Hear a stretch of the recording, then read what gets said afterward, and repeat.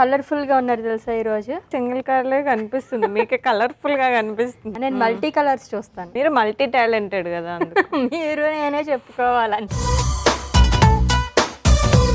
Sea food వల్ల benefits ఏంటి అని మాట్లాడుకుంటున్నాం. ఏం రెసిపీ చేస్తున్నారు? క్రిస్పీ ప్రాన్స్ ఫ్రై చేసుకుంటాం.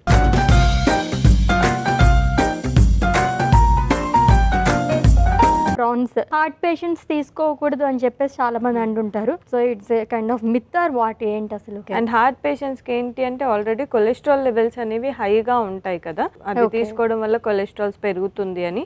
కంపేర్ టు చికెన్ కానీ రెడ్ మీట్ కానీ వాటితో కంపేర్ చేస్తే మనకి సీ ఫుడ్ వల్ల అంత పెరగదు.